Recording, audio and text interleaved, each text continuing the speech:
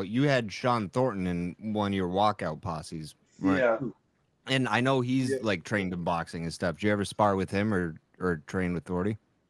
No, I've never trained with him. He trained. I'm not really sure where he trained. It was somewhere. It was like a private gym. I think it was in Dedham. So I never trained with him, but he was awesome, man. He always supported the fights. Always, like he walked me out when we came out for the Boston Garden fight.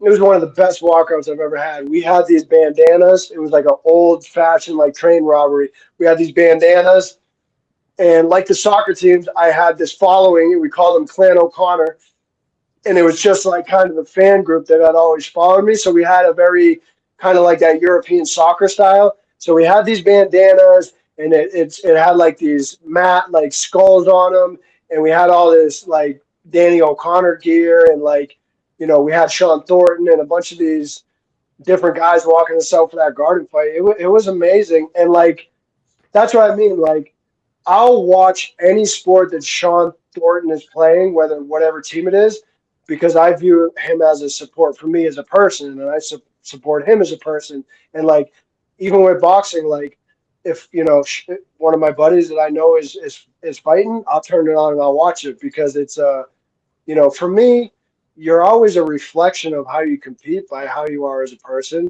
And so, I make it a point to like support the people who have always supported me, regardless of what sport it is or what sport they're doing.